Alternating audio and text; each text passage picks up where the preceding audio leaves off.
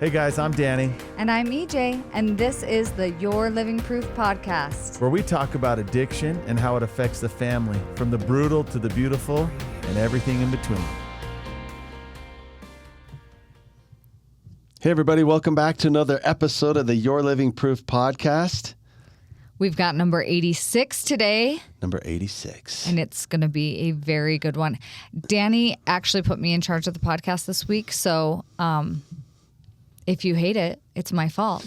But my guess is you're going to love it. Yeah, what we're doing is spotlighting the hidden talents that both of us have. Oh my gosh. We are. Okay. Well, it's going to take a long time because Danny has so many bonus talents that I did not know he had when I married him. Can I just say one of them really fast because it's just amazing? Boating skills. Guys, this is a dying thing. Like, people don't have these skills anymore, but my husband does. And I had no idea that this was going to be a really big part of my life and be something that I love. But he can get on a boat and he can do anything he wants. He can drive the boat. He could fix the boat.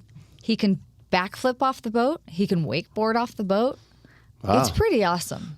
I like this. I can just sit on boats. That's what I do on boats. Oh, she looks so good and when she I do sits there. bring really good snacks, but that's all. Wow, I was thinking of things like walking on my hands, beatboxing, They already know that. speak a couple languages, Okay, that's true. you know.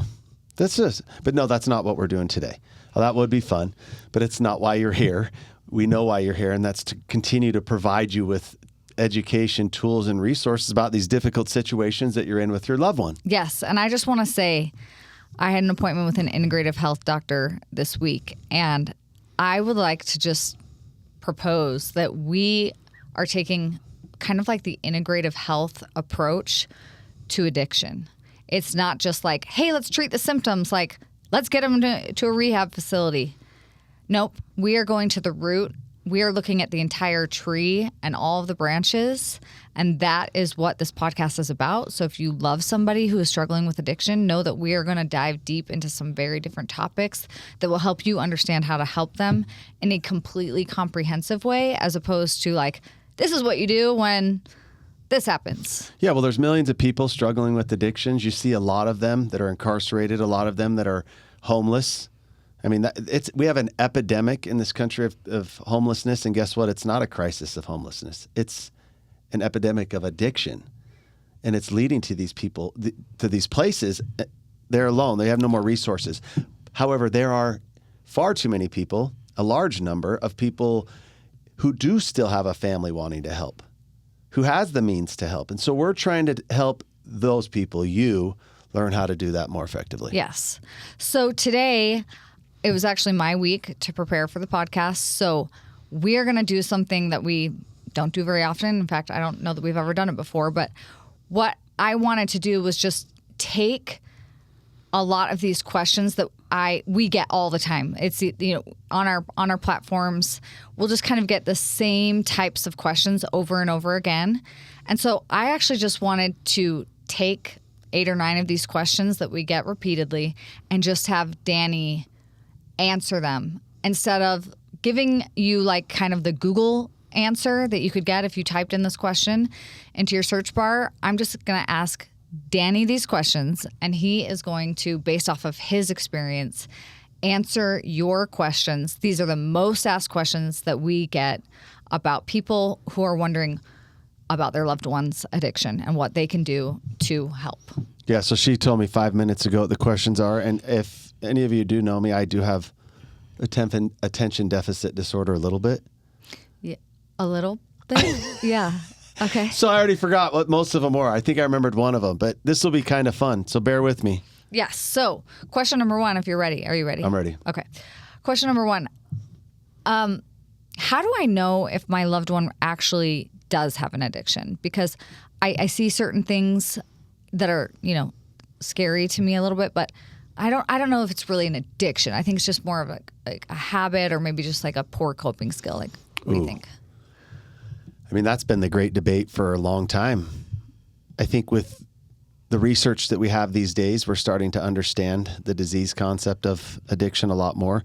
But the great debate is this a behavior issue, or is this an addiction?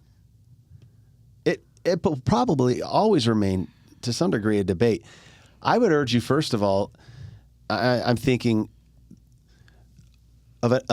giving you a resource. Is on our website, we have a free masterclass, and there's 2 parts to it. There's the 2 lies that families believe, and then there's the 6 stages that families go through in addiction with their loved one.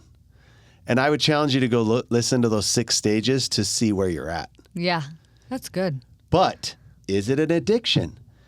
The truth is, nobody knows how long this has been going on because they've kept it a secret for so long. Yeah.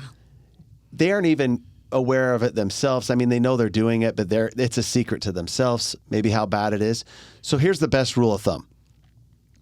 If you know one of the top 2 principles that I teach, it's the tip of the iceberg. Mm-hmm. And this isn't like a philosophy of mine. It's just after doing this for so many years in the trenches, right there with people, it's the one thing that's remained true every single time, 100% of the time. And that's what you know is the tip of the iceberg. So if you've recognized things, there's been signs of poor behavior, maybe you've even found things like an alcohol bottle or paraphernalia like that was alarming, you just know a tiny fraction of what's going on. So I hope that helps, because if you're already aware of something, it's much greater than you can imagine. So I would think of those 2 things, but it will always be a great debate. And usually when you find out and you are on their trail that something's happening, whether you want to label it an addiction at this point or not, I know that's hard for some people because it feels like they have to accept this harsh reality. It's for sure a dependency, because the only reason your loved one keeps doing it is they depend on it. Yeah. And I'm sorry to say that word is addiction. So Awesome. Love that answer. Okay. Trust your gut. If you know there's a problem, there is a problem, and it's much bigger than you're aware of. Okay. Question number 2. If my loved one started seeing like a therapist or a psychiatrist and got on some medication, don't you think kind of that would be a way of treating it? Like, wouldn't that essentially fix the problem? Yeah, so looking for the path of least resistance. I guess the person is looking for a path of least resistance. Oh. That's what the question seems like to me. Oh, really? That's yeah, because I do interesting. get asked a lot where it's like, okay, I know they have a problem, but guess what? They're going to see a therapist and they're getting on medication. Yeah. I hope I'm understanding the question right. Yeah, no, I mean, I think a lot of people in this situation are just like, okay, I know there's a problem. I'm going to send them to a psychiatrist because they're obviously doing this because they're depressed or they're anxious or this or that. And so why is that not right? That's great. And a lot of people do attempt that. Most everyone I've ever worked with or met, they've gotten to that point already, at least, where they're meeting with a therapist. We're just not seeing a lot of success. They've tried different medications. People treat addiction like a virus rather than a cancer, which is one of the main reasons why there is so much failure. They're treating it like a virus rather than a cancer. Now, the things we just talked about, going to see a therapist or a counselor, medication to help regulate a person, those are very critical parts to a person's journey, but it is not the starting point. Most people don't like to hear this at first, but I always advise that if your loved one is still in active addiction, like they're still actively using, do not spend one more dollar of wasted time or money on a therapist or a counselor. However, when they go and do something that's required, they get to a structured, intensive program where the poisons are removed from their system, they become stable. During the process of recovery, there's nothing more important than using the proper medications at this point, because now you can properly diagnose them, and the therapy is going to actually work because they're not going to immediately leave the session and go get high. These poisons have now been taken out of their system, and it will work. So the reason why it doesn't work is because people use it as a starting point. It should actually be like steps 4, 5, and 6 in their journey to recovery. Wow, that's incredible. I love that. That was a really amazing answer that I did not expect. Okay, this is one that I hear all the time, and it's about rehab. Rehab has kind of like a notoriously bad reputation, right? Like people get pretty discouraged talking about rehab. It's like, oh yeah, no, we did rehab. Like we tried that. We've tried it 3 or 4 times. Like it's definitely kind of got people don't typically have an optimistic view about sending their loved one to rehab and having long-term results. So I'd love to know what your thoughts are on like why maybe they've gained this reputation and whether you agree with this thought. So what's the question? Why is it that people think rehab fails? Yeah, like why do so many people get discouraged when thinking about sending their loved one to treatment? So rehab is a mess. Can you imagine these incredible, beautiful places full of incredible, beautiful people trying to help, and you have a house full of people that are in situations as bad or worse than your loved one. A whole house full of those people. Can you imagine? Think about the person you love and how difficult it is and how sometimes you question their sanity. You have a whole house full of those. So they're difficult places to be. But there is no greater place to get this process started.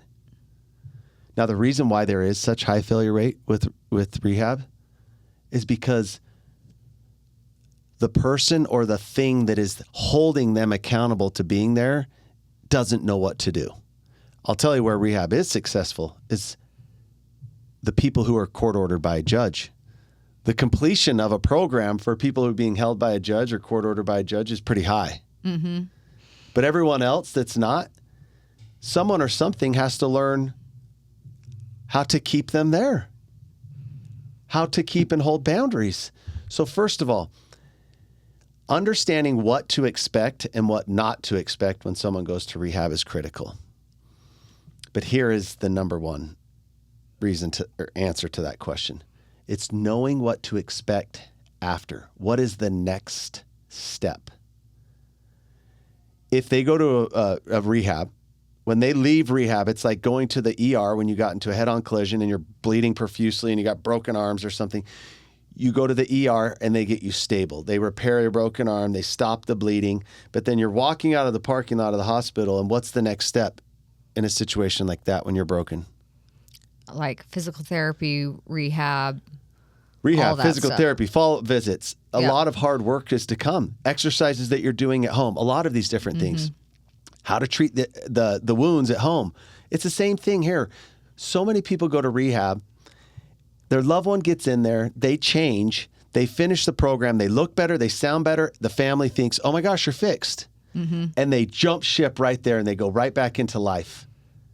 And the person had just barely 1 foot to stand on. Mm-hmm. So understanding what are the next steps. A lot of people are like, I don't even want to do anything after. What do you mean? There's more than this after? Yes. So understanding what to expect while they're there, but then also how to be prepared and getting them transitioned to the next step. The step after rehab is my favorite part of recovery. When people enter the next portion, which is like an intensive outpatient program or something, that's where I see a lot of the magic happen because they've now had time to start changing and start being influenced greatly. But that's the number one reason. People don't know what to do afterwards, and they don't even know what to expect, nor do they think there is something to follow after. Yeah, and that's a part of a broken system, right? I mean, that's really a failure in terms of what we come to the situation with, which is this expectation that our loved one's going to be fixed in 45 days. And then it's also a failure on the part of the facilities and not properly supporting the people on the other end, which are their lifeline.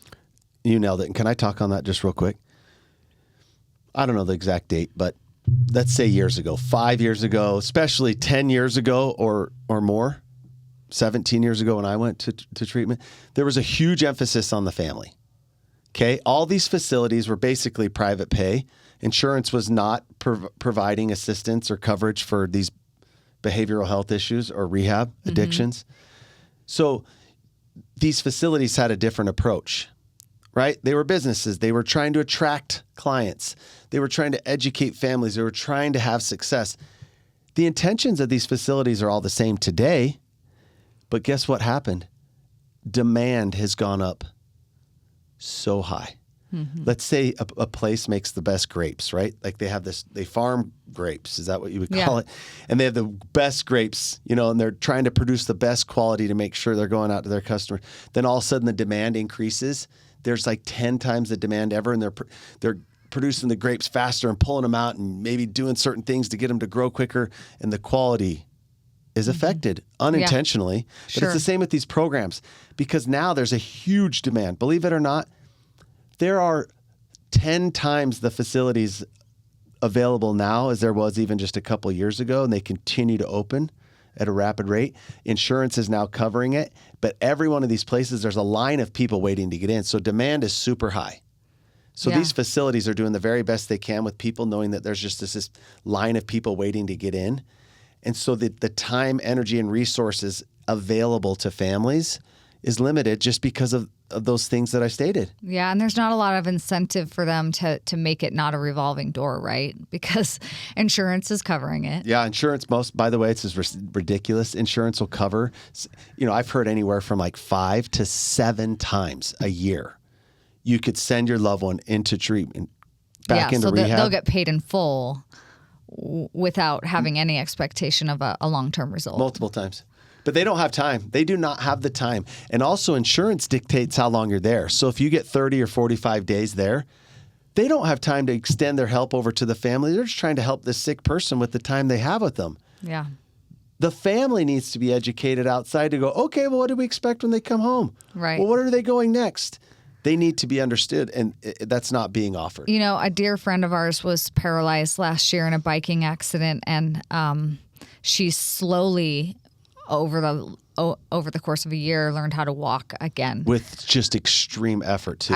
But it's and it's crazy. And when I talk to her, it's so incredible the amount of time that was spent with her husband, with her kids, helping them understand like this is what life is going to look like for the next 6 months. Then we're going to transition to this, and this is what life is going to look like. And that is how you are going to help your mom be able to get where she wants to go. And they had so much education and so much support. And it's so incredible to me that we don't do that with those who are doing the exact type of they are learning how to do life again. Yeah, it's just they're spiritually and emotionally broken. Yeah. Anyway, okay, let's next go. question. Sorry. Okay, what am I supposed to do? Because I have begged them to get help. I have threatened them. I have begged them. They will not go to treatment. Ooh, I love this. So what do I do now? Ooh, I love it. I hear it a lot, which is like, oh my gosh, I've told them over and over and over. Like, if they don't do this, they're going to have to move out. I've told them they have to go to treatment. Yep. Okay. I have never heard of, or even heard of through the grapevine, through someone else, of someone who just willingly went, got themselves ready, found the right facility for them, and went. Went without a fight, right? Like they just, okay, sounds good, I'll go. So if you feel like that, you're not alone. You're in the 100 percentile of people, because that happens to everybody. Well, and we put up that statistic on Instagram. It was like 94% of people that have a substance use disorder felt they didn't need treatment, truly felt like they did not need help. Yeah, you can go 94%. Look at the Department of Health and Human Services. There was like 46 million people that had known substance abuse disorders, addictions, and 94% of them didn't make it to treatment. And the number one reason? They didn't feel like they needed help. No one feels like they need it. And if they even do, even if it's so obvious, they don't want it. They're not going to do it. They're going to fight it tooth and nail. So that's just the norm. Someone or something has to intervene. The way that people get to treatment to get this process started, the way that propels them into recovery and people transform, is because someone or something intervened. Right. It could be a judge.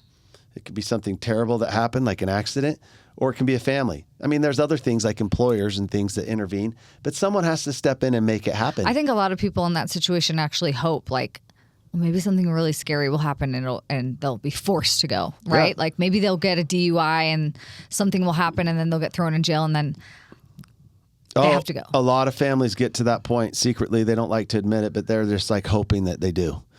Because it's better than them dying. They're hoping that they get arrested or something bad happens so they can help. In order for you to learn how to effectively intervene, or even if something else intervenes, like an accident or a judge, they get arrested, you still have to learn how to speak to the disease of addiction. To speak to someone with the disease of addiction does not come from how well you articulate with words. Actually, doesn't nothing. We did an episode on this just recently. It's with your actions, and your actions come in the form of boundaries. So you're going to have to understand how to offer help, but what that help is predicated on, and the boundaries that are put in place until they do, or in case that they don't, what happens? That requires some help. And that's not being offered to families, and which is something we specialize in. So that's that. Okay. Question number 5. This is a good one. What addiction is the hardest to overcome? Wow. Well, first of all, I think we just covered this also recently. I'm going to answer this in like 3 different ways. To me, the most dangerous addiction, period, is the one that you use the word if right before you say it. Sorry. Just. It's been a long day already. So it's the one that you use the word just right before you say it. Oh, they just drink alcohol. Or they just do this. That's the most dangerous one. Yeah, that's the scariest. Because we're making all these rationalizations and justifications for what they're doing, and then they just stay stuck forever. But the hardest to overcome.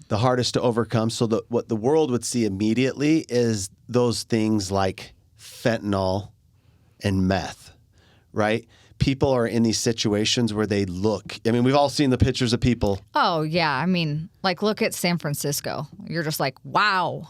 So you're looking How do you overcome that? You're looking at this person going, there's no way. There's no way you can overcome this. I understand the argument there. But even people that get to that point, if given the chance with people who can support them and get them through recovery, they have a high chance. I'll tell you the most difficult to overcome. It used to be one. It used to be alcohol all on its own. Mm-hmm. Now it has a companion, porn. Alcohol and porn are the most difficult to overcome. Now, you could argue there's different things as far as dangerous, like which one's the most dangerous. But the most difficult addictions to overcome are alcohol and porn. I could spend 3 hours giving you all the reasons to justify why that is. First of all, with porn, there are very limited resources available. Insurance does not recognize it. There aren't structured facilities to go to. There are options. There's ways. People go to meetings. They get a sponsor. They do certain things. But there's no accountability or structure. There's no drug test that holds them accountable to show that they haven't done it, right? Dang, yeah. It is accessible anywhere. There's no smell, no scent. It doesn't have any visual signs. It doesn't make your pupils dilated. It's super secret, super easy to hide, and it will be around you for the rest of your life, whether you're looking for it or not. Gosh. So that's why. And alcohol, let me tell you why. These other people we talked about on the streets shooting fentanyl, if you went to a program of recovery and you're trying in 6 months clean, you're going to the neighborhood party. Yeah, no one's going to have meth there. No one's over there sitting poolside smoking out of a glass pipe. You're not seeing it on billboards. You're not going to a ball game and the guy next to you is just like, hey, do you want a hit? With alcohol, it's socially accepted. There are people, even though I feel like we always say there's people who can do it. The number of people who can control their drinking is so low and stay there forever. A lot of people can control it for a while until something bad happens and then it gets quickly out of control. But alcohol is everywhere, socially acceptable. It's cheap, and it will be around you everywhere you go. Even if you are trying with all of your heart, might, and strength to recover, it will be everywhere. Yeah. So those are just some of the reasons. Oh my goodness, I could go on and on and on. And porn's the exact same way. Try to go the rest of your life without seeing porn. Well, that's what I mean. Like, maybe it's not the stuff they were actually consuming, like the really bad stuff, but it's going to be available everywhere. You could be innocently just doing your life and on social media be shown something that's extremely inappropriate. So those are some of the reasons why, but I don't want to go off on that too much. Okay. But I'm sorry, like also the people who have porn addictions and the people who have alcohol addictions, they are always pointing the finger going, well, at least it's not like that. Oh. At least they're not like those pathetic people using meth and heroin. Yep. I'm like, those fools, yeah, it's pathetic. I can say it because I was one, but it gets to a point where it's like, Game's over. game's over. We got to do something. Like your life's falling apart. Even your family's like, oh my gosh. But when it's alcohol and porn, the world doesn't see it. There's no major alarm that sounded. And everybody who does, alcohol is that one that the word just is used in front of it all the time. A lot of people don't use the word just porn addiction, although they do. Yeah, they do. But it's like just alcohol. I'm like, oh, you're in some deep trouble. And people are like, why? And I was like, oh, that's going to be much harder to overcome than the person addicted to meth. Yeah. So stop.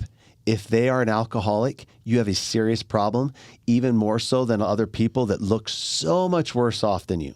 If it's porn, you're in the same situation as well, and we got to get to work. Okay. Next question. What is the difference between residential treatment and intensive outpatient treatment? Oh, yeah. Okay, not to bore you, but that's an easy one. But a lot of people don't understand because we get this all the time. So what is it? A lot of people will start with an outpatient program. So many people I work with, they're like, okay, I've talked to my husband. I told him this, and he said he'll go to an outpatient program. Again, it's that path of least resistance. Yeah. They'll go to that because it's somewhat convenient. Okay, residential, you pack your bags, you go to a place, these facilities, sometimes they're a home, sometimes it's a campus type setting. You are there 24/7. You sleep there, you eat there, you work a program of recovery, you go do activities together. You are there 24/7.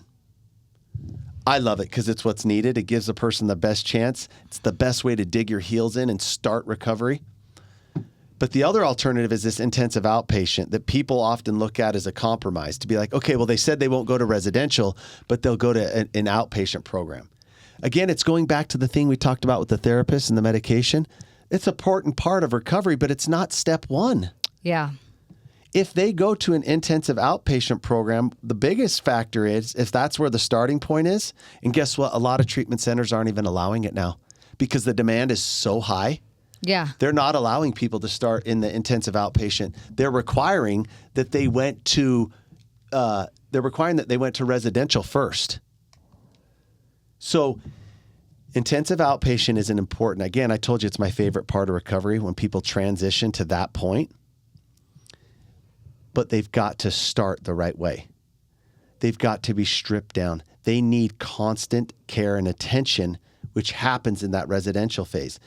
So again, residential is you live there, you sleep there, they eat there, everything is controlled in that space. The segue and the next step is usually into an intensive outpatient program. The only difference is they don't live there. They're still going to groups or they're still going to programming 5 days a week at least. You know, they all differ a little bit. They're going there almost every day. They're there for a few hours every day. They're doing group and individual therapy every day. They're doing activities with the group every week, but they live somewhere else. Yeah. And the living is the difficult part because most people try to do this and still live at home. Here, can you imagine your loved one? They've been self-medicating with something forever and you just took it away and now they're living with you. Most people who get to this place realize that they're more miserable and harder to be around now than they were when they were using. Oh, see, that was my thought. I was like, that sounds like an absolute nightmare. You're basically with like a dry drunk, which is terrifying, Yeah. right? Now, some people, that's their only options because of resources or financing, and that's okay. Usually when people do intensive outpatient programming, they do it in conjunction with sober living, which are these controlled housings. Back in the day, they called it halfway houses. Now they've changed. They're a lot better, totally different environment, but they're called sober living houses. That would be that. Okay. Next question.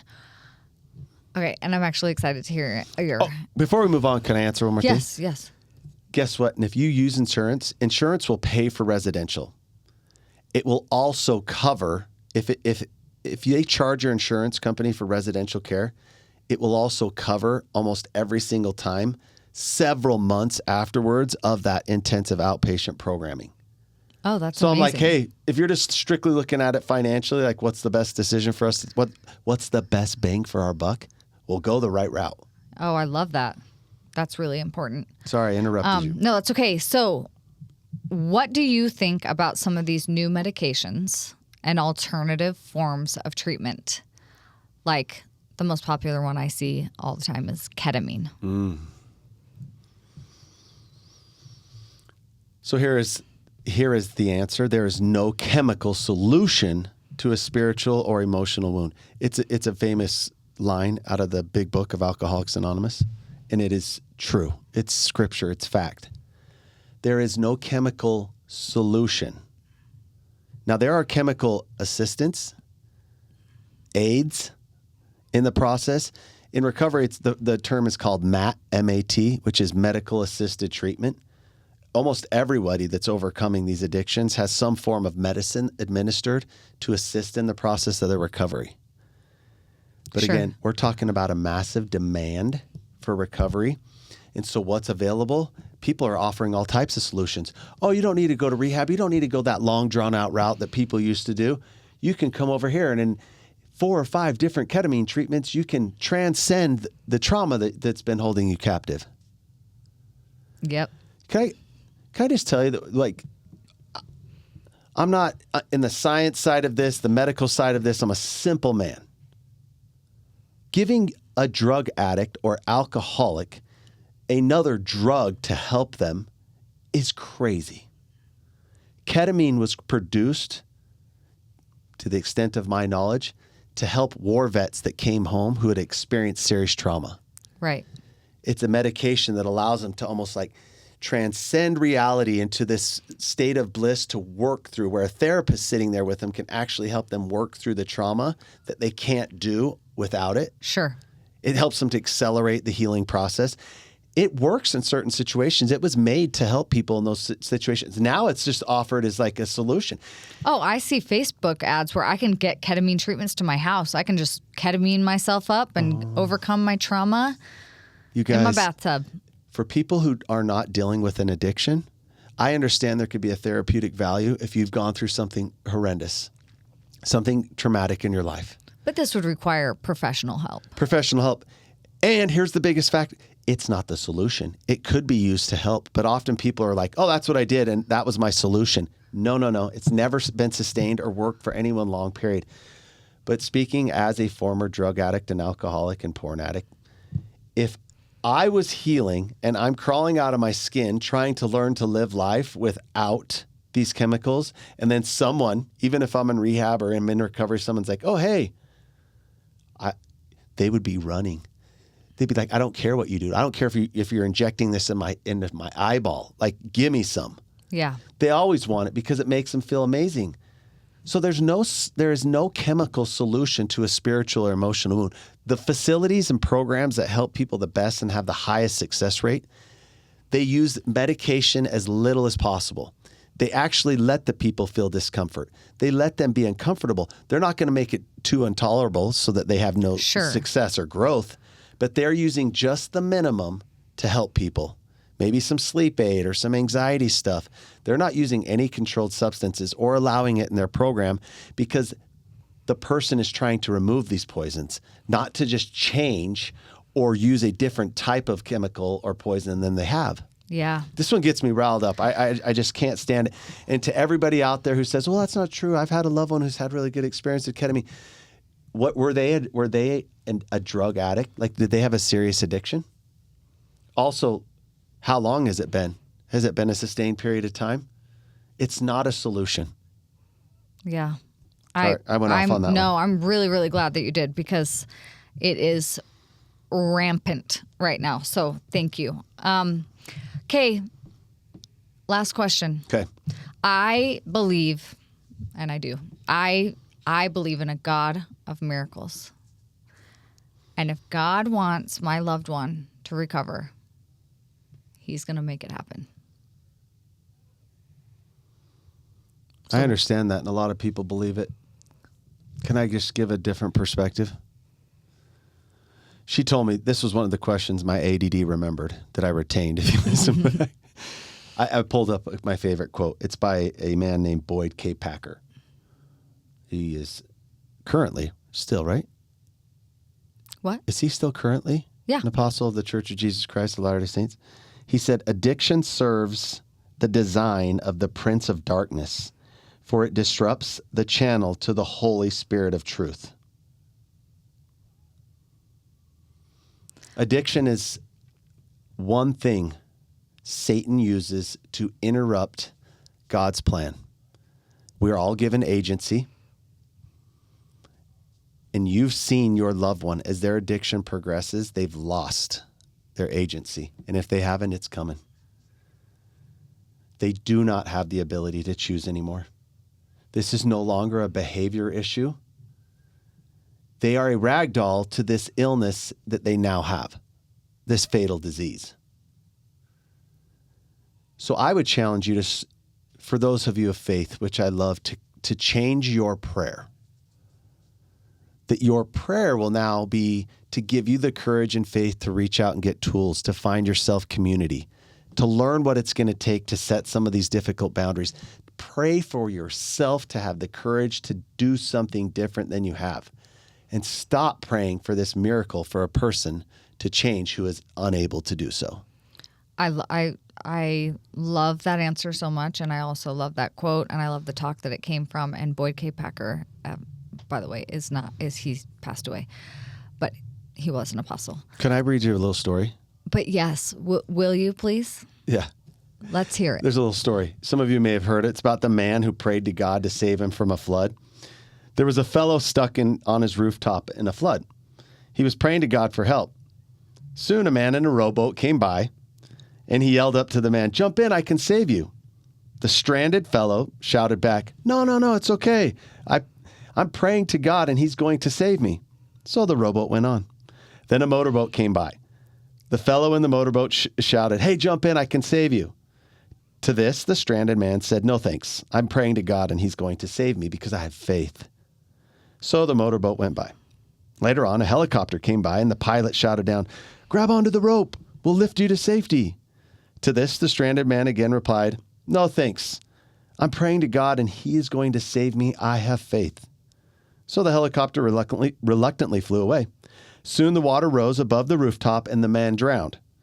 He went to heaven. He finally got his chance to look God in the eye and have a discussion, at which point he exclaimed, "Hey, I had faith in you, but you didn't save me. You let me drown. I don't understand why."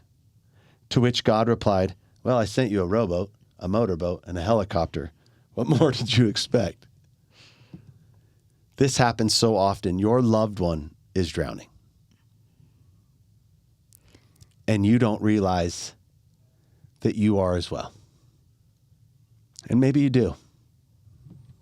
And maybe all of your prayers, if you look at it differently and pray for different things, you'll start to realize that there are things being sent your way and offered as a form to help save you from this situation. Oh, and you know what?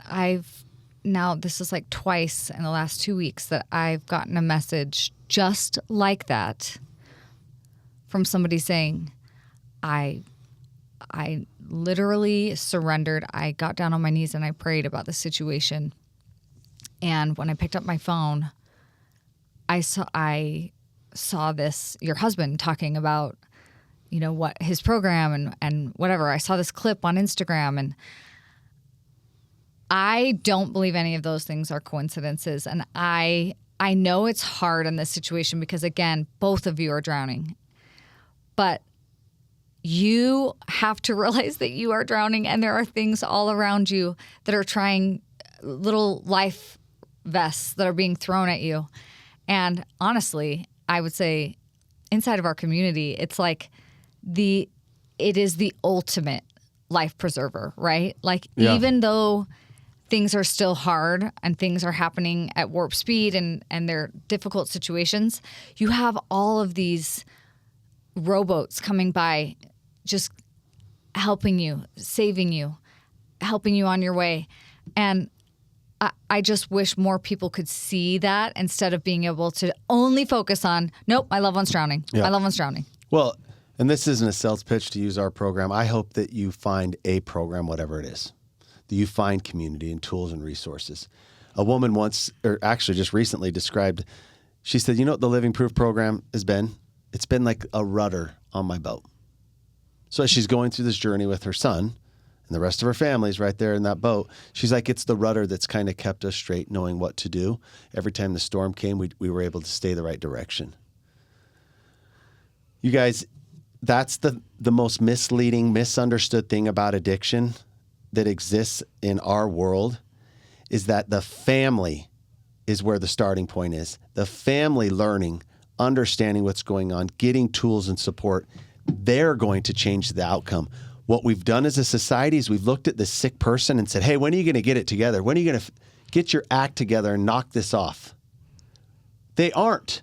So we've got to learn how to do better and how to effectively intervene. I'm going to share a quote to end, and then I hope you share the Serenity Prayer. We're going to address this on a separate topic.